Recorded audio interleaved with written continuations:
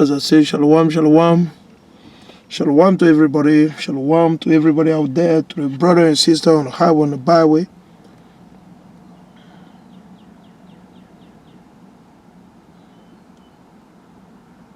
All right, bear with me.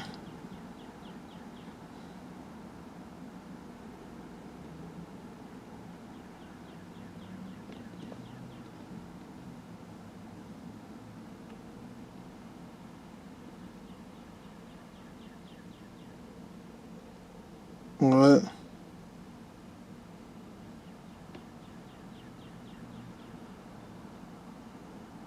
Bear with me.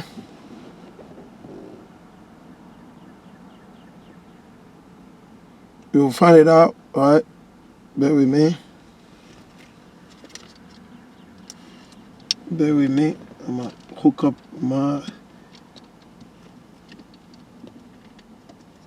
hook it up quick.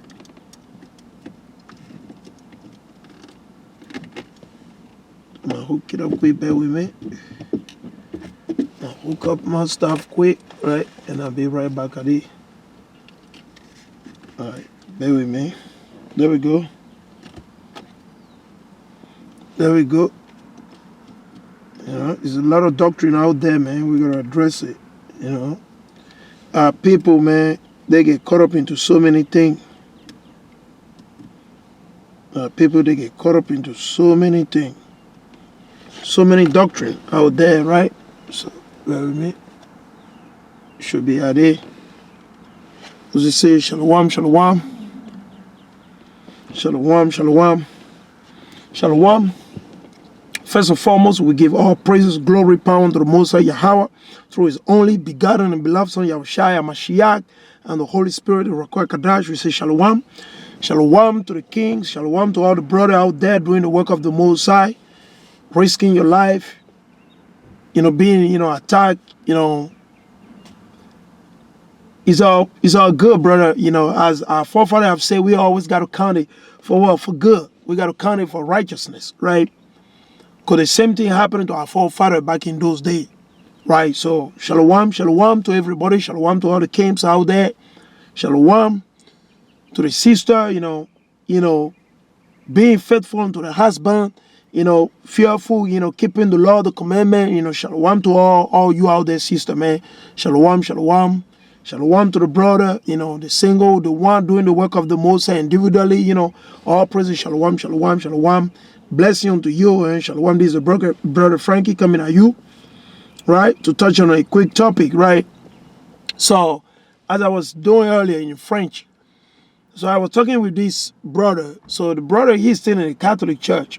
So he was telling me that, you know what, he made some research, some investigation, and he came to find out that, you know, the Ethiopian, they have the Ark of the Covenant. The Ethiopian, the Hamite, they have the Ark of the Covenant of the Most High.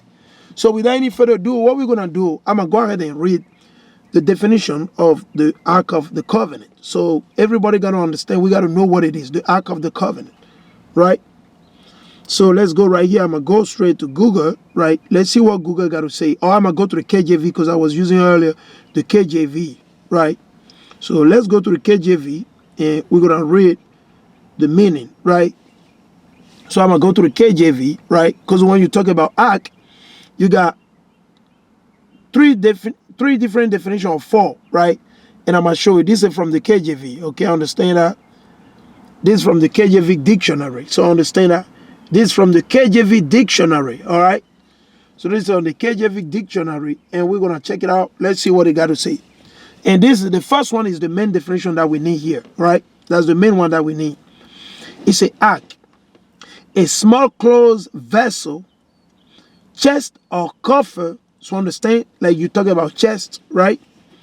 Such as that which was the repository of the table of the covenant among the Jew, okay, among the so-called Negro or the so-called blacks, the so-called African American, the so-called Nigerian, scattered throughout the fucking of this earth, among with the real Jew, according to our Father, according to the prophecy, the curses that are written throughout the whole Bible in the book of Deuteronomy, chapter 27, the last two verses in the book of Deuteronomy chapter 28, verses 15 through 68. All right? And he said, among the Jews, this was about 3 feet 9 inches in length. So now, King James, he's describing, giving the detail, how long, how tall it is, right? He said this was about 3 feet 9 inches in length. The lid was the propitiatory, right, or mercy seat. So the mercy seat, understand that, over which were the cherubs, right?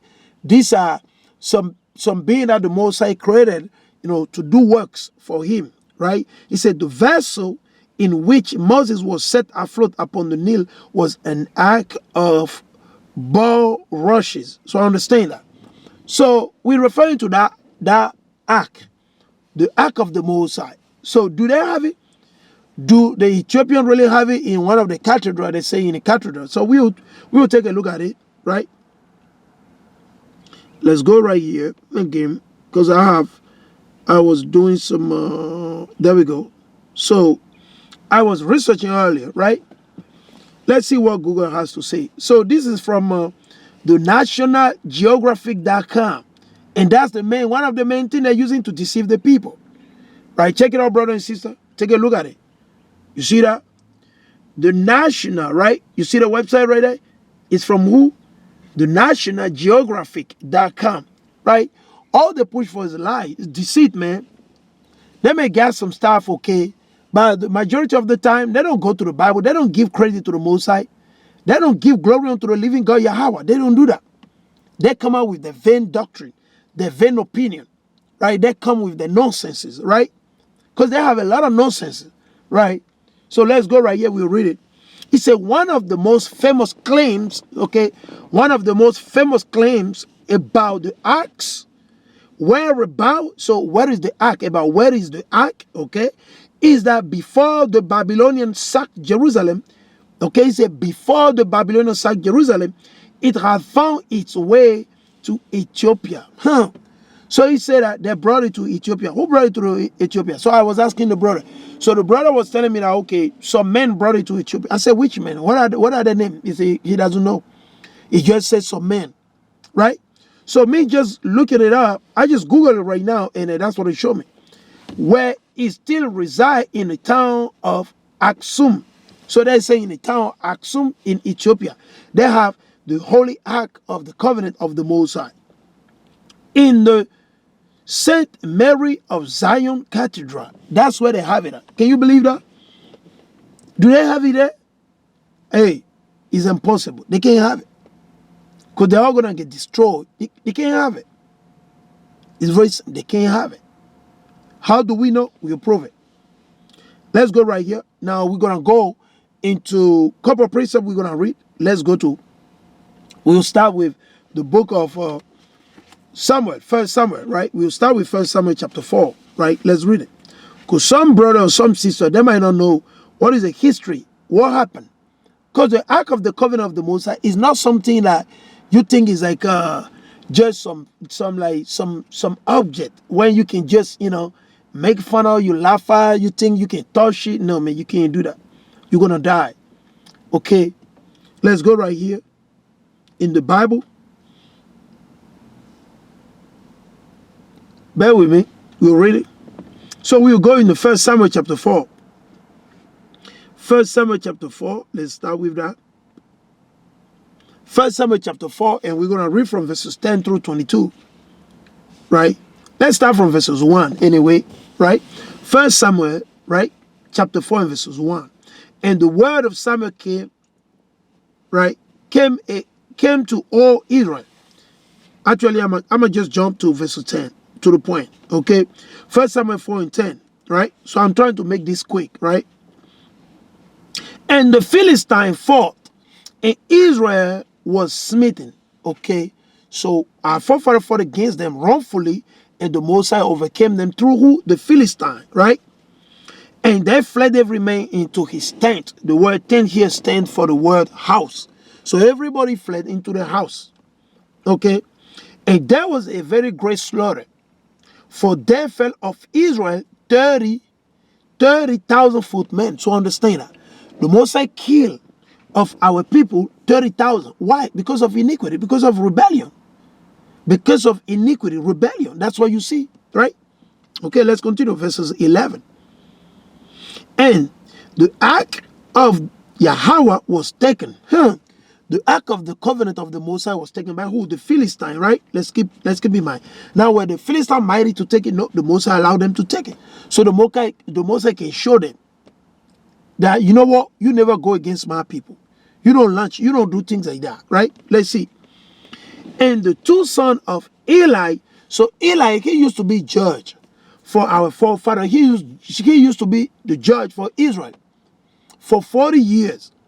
Now, during his time, his son, they were acting out wickedly. They were going off. It's a Hophni, and the other name is a Phinehas. They were lunching. They were going off. They were doing wickedness, right? They were doing a lot of evil. And Eli, he didn't rebuke them. He didn't rebuke them. He was informed. He was aware of it, and he didn't rebuke them. And that's the main reason why the Most High say, thou shalt not show for a sin upon thy brother, but thou shalt in any wise rebuke them, right? So he didn't rebuke them. Let's prove that quick. Let's go right here, right? Because this is one of the main laws we got to keep in mind, right? Let's go right here. We'll go right here in the book of Leviticus, right? Let's go to Leviticus, right? Let's go in the Torah, right, to prove it. What we're about to say or what we're talking about. The Most High told us. So I'm right here in the book of Leviticus chapter 19 and verse 17, right? It reads, thou shalt not hate thy brother in thy heart. So you see that?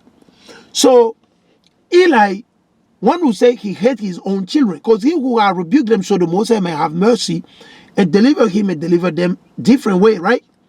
He said, thou shalt not hate thy brother in thy heart. So he's talking about both your brother or your sister of your nation, your own race, your own people. You see them in the midst of sin, they're going off, they sin against the Most High. You got to correct them, you got to rebuke them.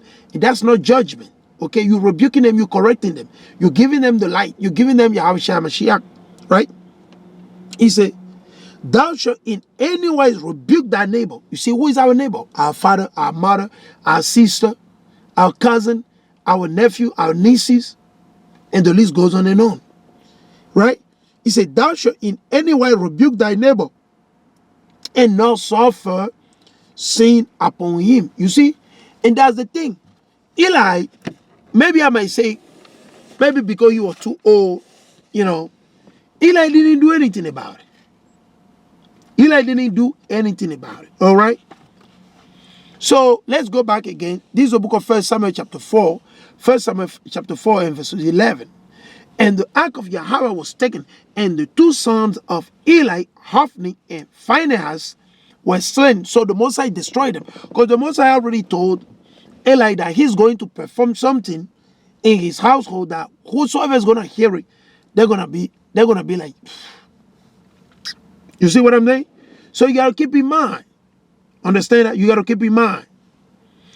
Let's continue. He say, verse 12. And there ran a man of Benjamin out of the army and came to Shiloh. So to Jerusalem, pretty much, okay, to Shiloh. The same day with his clothes rented. So he got his clothes all torn apart, you know, like raper, you know, rent. And with earth upon his head, because the ark of the Most High is taken. So there is no way the Ethiopian has it. The Ethiopian has it, really? Maybe they do. Maybe it's me launching, right? Maybe, right? Let's see.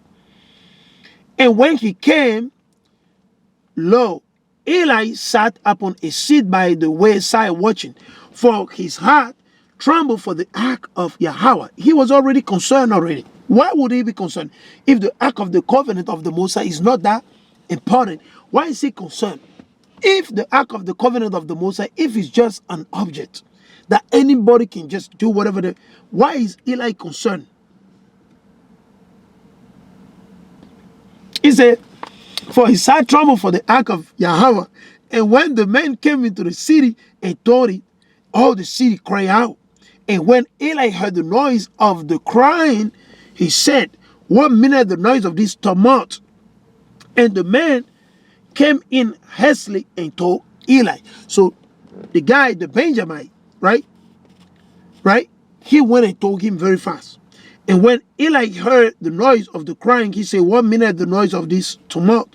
And the man came in hastily and told Eli. Now, Eli was 98 years old. 98 years old. Eli. That's how old that brother was. 98 years old. 98. Not 20, 50, 98 years old. And his eyes were dim. So he was quite old. Because his eyes were dim, right? That he could not see. And the man said unto Eli, I am he that came out of the army and fled today out of the army. And he said, what is there done, my son? So he's asking the young brother. He said, what happened? He said, my son, what happened? Tell me. Talk to me. You see, and that's the spirit of Judah, man. Judah, Benjamin, Levi, that's the spirit. They're like, what happened, buddy? Talk to me. I would like to know. You see what I'm saying? So he said, verse 17, and the messenger answered and said, Israel fled before the Philistine, and there had been also a great slaughter among the people. And their 2 sons, Hophni and Phinehas, are dead, and the ark of Yahawah is taken. Woo.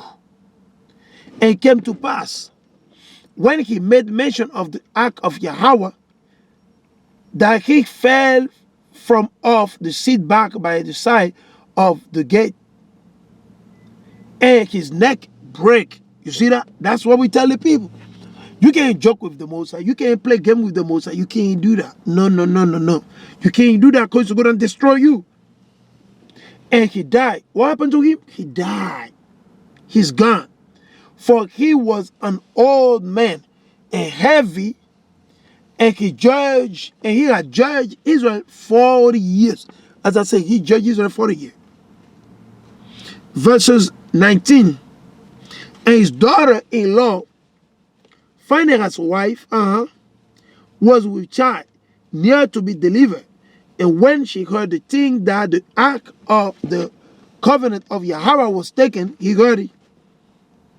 And that her father-in-law and her husband, all 3, were dead. She bowed herself in travail, for her pain come upon her. All praise to the Most High. Listen, that's what we tell the brother, man.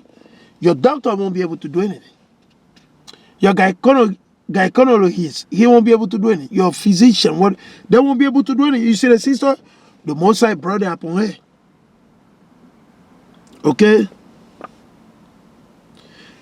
He said, she bowed herself in travail, for her pain come upon her. You see? And about the time of her death, the woman that stood by her said unto her, fear not, for thou hast borne a son. So, always a woman, around to help the other sister. And that's the spirit you don't see among our people today.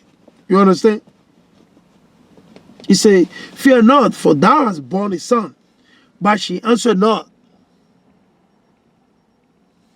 Neither did she regard it. So, she was already dead. She already gave up the goat. She already gone. You see that? And she named the child Ichabod, saying, the glory is departed from Israel. Okay? Because the ark of Yahawah was taken, and because of her father-in-law and her husband. You see?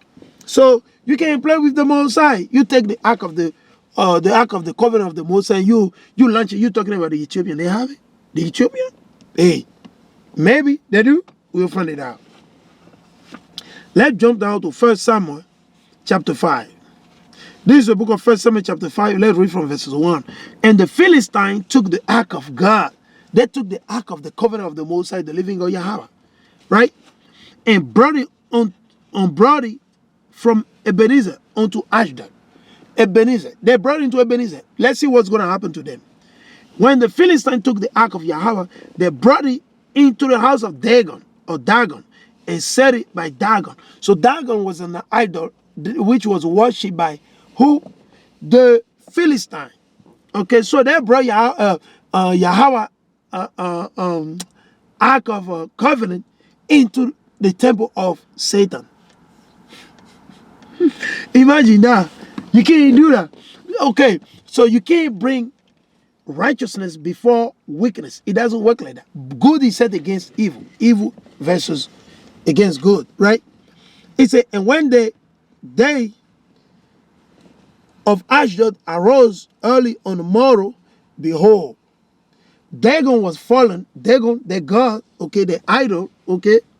Dagon, he said, and when they arose early on the morning, behold, Dagon was fallen upon his face to the ground before the ark of the Lord. You see that? And the head of Dagon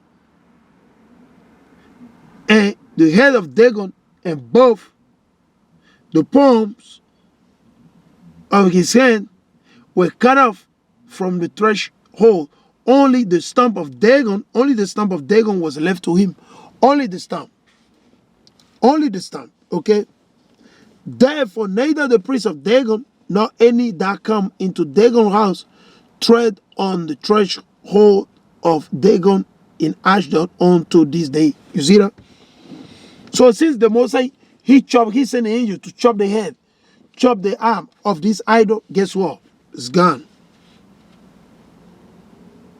He said the hand of the Lord was heavy upon them of Ashdod.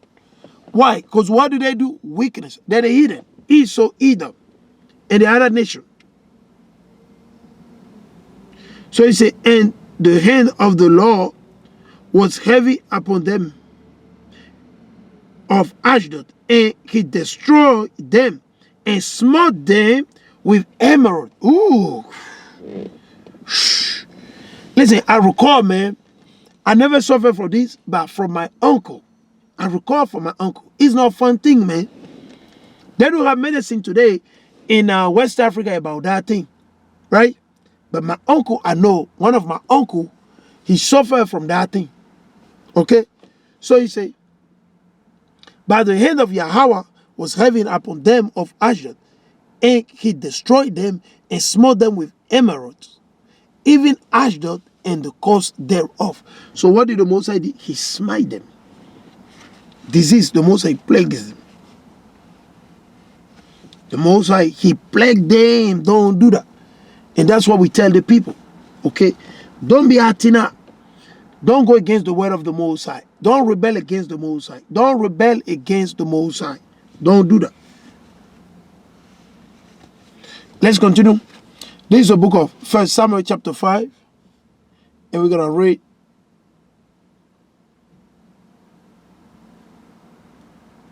Let's read from verses. I'll continue in verses, let me see. Let's continue verses 8, okay? They sent therefore and gathered unto all the Lord, the Philistines unto them, and say, what shall we do with the ark of Yahawah of Israel? And they answered, let the ark of the Yahawah of Israel be carried about unto Gath.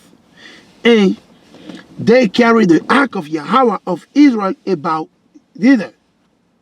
And it was so that after they have carried it about the well of the Lord, right? He said the hand of the Lord was against the city with a very great destruction. The Mosai destroyed them. The Mosai, he destroyed them. Why? Hey, weakness. You can't take the ark of the covenant of the Mosai. You can't do that. So the Ethiopians, they can't have it. They'll be dead long time ago. The Roman Catholic Church, they don't have it neither because they'll be dead long time ago. They'll be dead long time ago. Understand that? They don't have it. How can they have it? Don't you see what is happening right now? Don't you see what happened to the idol called Dagon? Continue. He said, verse 9, and it was so that after they have carried it about, the hand of the Lord was against the city with a very great destruction. The Most High destroyed. The Most High, he destroyed them. Okay? And he smote the men of the city, both small and great. And they had emerald in the secret part. You see that? Emerald. Okay? Verse 10. Therefore, they sent the ark of Yahawah to Ekron, and came to pass, as the ark of Yahawah came to Ekron, that the Ekronite cried out, saying, they shall have brought out the ark of the Yahawah, right, of Israel to us, to slay us and our people. You see that? To do what? To kill us. This heathen, they understood. They say, we don't want to deal with this thing. Say, we don't want to deal with the ark of the Most High. Take it away. He said, take it away. You see that? He said, take it away. Okay? He said, to destroy us, right? Right? That this heathen, they understand. Verses 11. So they sent and gathered together all the lords of the Philistines and said, send away the ark of the Most High of Israel, and let it go down to his own place, that he slay not us and our people, for there was a deadly destruction throughout all the city. The hand of Yahawah was heavy, very heavy. You see, the hand of the Most High, the power of the Most High was way too heavy. Okay? And the men that died not. So what happened? They died. Why? Because the ark of the covenant of the Most High, the holy ark of the covenant of the Most High, were brought unto them. So what happened to them? They died. So the Ethiopians don't have it. They can't have it. If you were taught so, hey, we call that you repent. We pray that you repent from it. You come out from it. Understand that? You need to repent out from it. And the men that died not were smitten with the emerald and the copy of the city. It said, and the cry, right? And the cry of the city went up to heaven. They were, oh, Lord, Lord, Lord, Lord. Why? Because the Most High is showing that the Egyptians, they were doing the same thing. The Egyptian, when the Most High said, let my people go. Let my people go. Let my people go. Pharaoh said, the Most High said, you know what? I'm hardening your heart. And the same thing happened to this Philistine. They should have let the ark of the covenant of the Most High be gone a long time ago. What did they do? They said, let's move it from here. Let's see what happened. We'll move it from Ashdod. We'll move it to Geth. From Geth, we'll bring it to Ekron. From Ekron, we'll... Listen, what happened? Look what has happened. And the men that died not were smitten with emerald. And the cry of the city, the cry of the city went up to heaven. But now, did the Most High only stop there? Let's see. Let's go to chapter 6. We'll read 1 through 6. So 1 Samuel chapter 6. Okay. 1 Samuel chapter 6. Okay. This is a book of 1 Samuel chapter 6, verse 1 through 6, and we'll jump to 19. Okay, let's read it. And the ark of the Lord was in the country of the Philistines. You see that? They kept the ark of the Most High for how long? 7 months. 7 months. 1, 2, 3, 4, 5, 6, 7 months. And the Philistine called for the priests. They called for the witches. The witchcraft, do a thing like that. And the diviners, saying, what shall we do to the ark of the Lord? So they try to understand, what do we need to do, man? What do we need to do? Okay? He said, what shall we do to the ark of the Lord? Tell us where we shall send it to his place. And they said, if you send away the ark of the Yahawah of Israel, send it not empty. He said, don't do that. But in any wise, return him a trespass offering, then ye shall be healed, and it shall be known to you why his hand is not removed from you. You see that? And that's the thing. Right? And verse 4. Then say they, what shall be the trespasses offering which we shall return to him? Their offering. 5 golden emeralds and 5 golden mice. And is according to the number of the Lord. Okay, according to the, let's read it again. According, all right, let's read it. It said according, there we go. It said according to the number of the lords of the Philistine. For one plague was on you all, and on your Lord. The same disease the Most High plagued them with. Same disease. Understand? Same disease. Okay. Verse 5. Wherefore ye shall make mention in. He say, wherefore ye shall make images. You shall make images of your emerald and images of your mice that mar the land. And you shall give glory unto the Lord Yahawah of Israel. Peradventure he may lighten his hand from off you and from off your gods and from off your land. You see that? Wherefore then do ye harden your heart. Who did that? The Egyptian. He said, wherefore then do ye harden your heart? Why you harden your heart, you Philistine? As the Egyptian and Pharaoh hardened their heart when he had wrought wonderfully among them. Did they not let the people go and they depart? You see that? So let's jump to verses 19. This is 1 Samuel chapter 6 and verses 19. And he smote the men of Beth Shemesh, who the Most High, the living God, is not me, no, the Most High. And he smote, the Most High smote the men of who? Beth Shemesh, because they had looked into the ark of the Lord Yahawah. Even he smote of the people 50,000 and 60. Imagine that. 50,000 and 60. Okay? And 10 men. And the people lamented because the Lord has smitten many of the people with a great slaughter. You see? And that's what's going to happen. To many of our people, that's what's going to happen. Destruction is going to come. So now, we will go in the book of 2 Maccabees, right? Let's go straight to the point. We will go to the book of 2 Maccabees, right?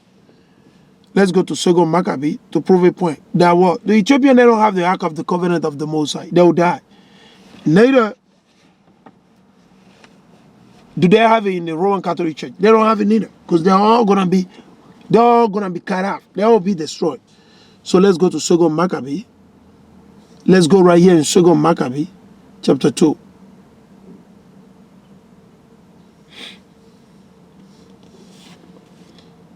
This is 2 Maccabees chapter 2 and verses 1. 2 Maccabees chapter 2 and verses 1. And the ark of the Lord, no, actually, 2 Maccabees 2. He said, it is also, okay, bear with me. Right, bear with me. And let me read it. And it is also found in a record that Jeremy the prophet commanded them